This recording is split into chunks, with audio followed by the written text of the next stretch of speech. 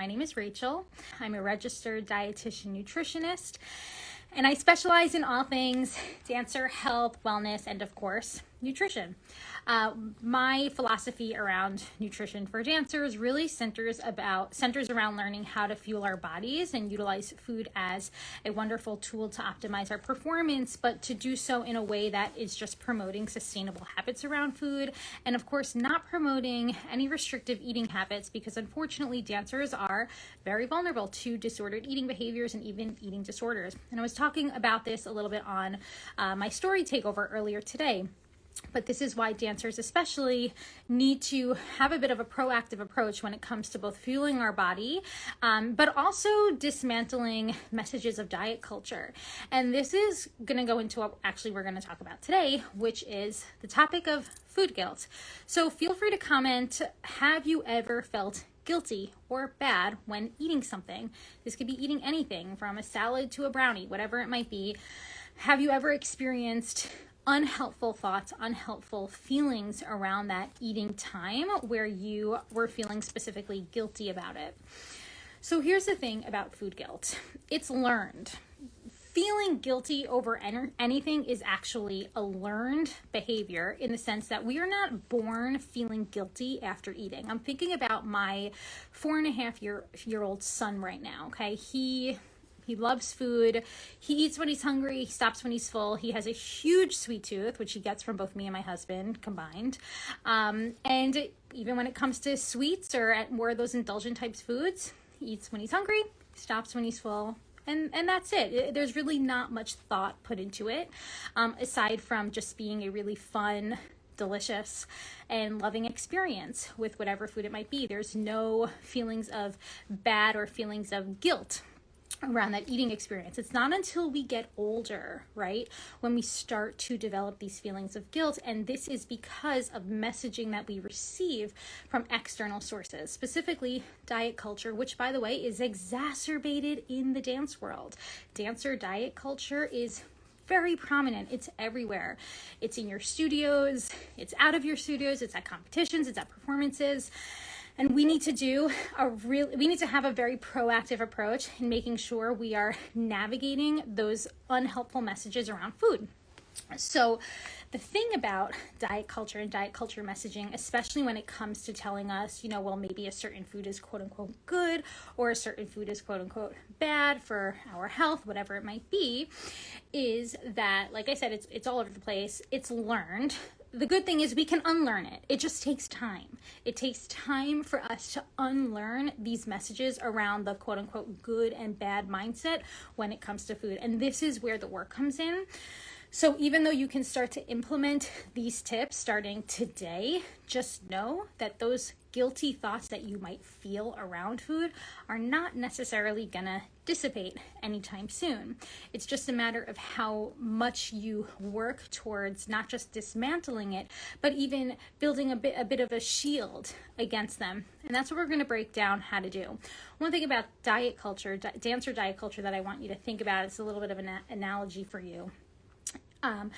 It's like a bow and arrow. The longer you pull back a bow, the further it's going to fly. Same thing with recovering from disordered eating.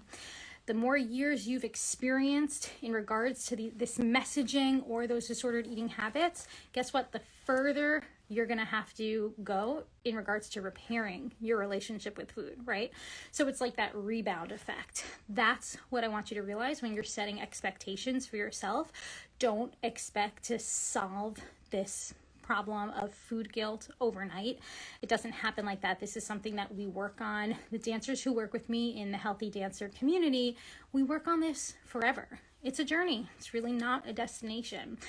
So we need to make sure we are building a toolbox with various tools to help us get through these times of not feeling, or maybe just feeling guilty, or any bouts of just feeling bad around your eating, because that's not what food is about. Food should be fun, and food should be about our culture, experiencing fun experiences with friends, etc.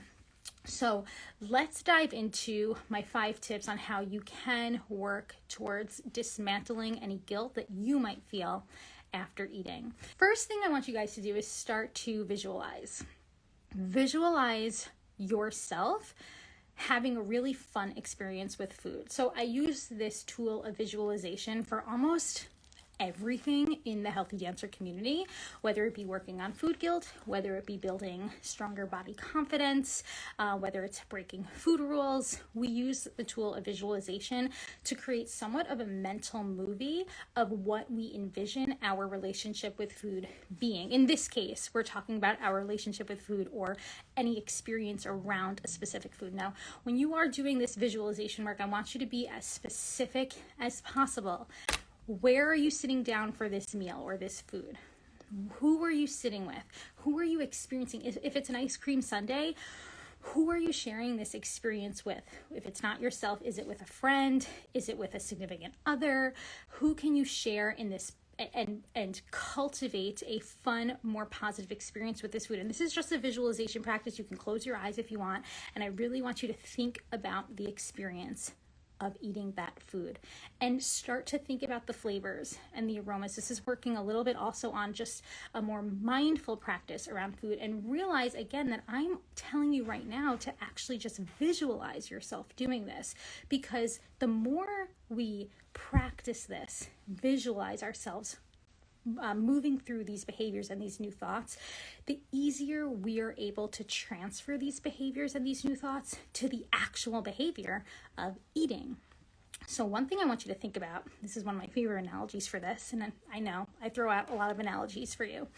Pirouettes. So if you're anything like me, you have one side that's stronger than the other. For me, I'm a righty, so my right pirouettes are usually, they're just easier for me to succeed with in comparison to my left pirouettes. So because my right pirouettes are more fluid, it's more familiar to my body, I guess, just because I'm a natural righty in comparison to doing a left pirouette. What I want you to think about, that path of going around and partaking in that pirouette in of itself to the right, it's something that I have been able to more naturally work on for years. That's why it's become more second nature to me. Whereas on my left, I've had to work harder to get through it. It's almost like writing with your left hand for someone like me. That's a very similar path to how you would navigate feelings of food guilt. It's going to be a harder path while you're eating versus if you were the right side pirouette, eating and then feeling experiences of guilt. That's common. That's common because those are the messages we hear from diet culture, right? It's more common for us to experience that. It's almost more smooth within our everyday life. Challenging those thoughts, however, challenging those feelings of guilt or feeling negative in any which way after eating, that's going against the grain of diet culture. That's why it's more work. And that's why we need a bit more of a proactive approach in tackling that. So visualizing yourself is my first tip of having that experience with whatever food it might be and having it be a smoother experience. First tip. Second, I want you to establish intent and reassess your day-to-day values. I know you all want to succeed as dancers and strengthen your performance, your technique, your endurance, and so forth. But I want you to think a little bit deeper. What is your intent to wanting to have a better relationship with food? Okay, maybe it's experiencing more experiences with food. Maybe it's going out with friends without feeling stressed or guilty. Maybe it's going out with a significant other. Maybe it's going on a date and not having to think twice about calories or so forth. Think about your why or your intent when it comes to wanting to find freedom with your food and lessen feelings of guilt with your food choices, because that's what we can keep going back to in our back pocket when we need to remind ourselves, why am I going to challenge myself with this food? Instead of thinking, quote unquote, it's not worth the guilt, because I've heard a lot of dancers say that. I actually want you to think about why it might be worth it and why it's worth challenging that negative mindset that has unfortunately ingrained itself in our everyday lives. So my third tip, affirmations. positive affirmations. So this isn't to say that you have to believe in all of these affirmations, but I just want you to start using them as tools. So if you just hop on Pinterest and you type in positive food affirmations, I have a bunch on my site, actually dancenutrition.com, that can help you as well. These quick little thoughts, they're reminders. They're reminders to you why you can enjoy food without feeling guilty about it. The more we hear these reminders, the more in tune it becomes into our body. Okay, so the easier, it's like the more you practice, or the more I practice that left side pirouette, well, the easier it's going to become. Maybe it doesn't come so naturally to me. So now if I'm implementing these, this positive mind shift upon this, okay, so let's, in relation to food and food guilt, if I'm telling myself my body deserves to eat food just because I'm human, my body deserves to have dessert because it tastes good and that's okay, then those are the reminders that you might need in order to recreate or smooth out that pirouette, or that left-sided pirouette that's going against the grain. I hope that makes sense. My fourth tip is just to journal this out, write it down. All the dancers that work with me in the Healthy Dancer program, I give them so many worksheets. I encourage them to go get some journals because we write a lot.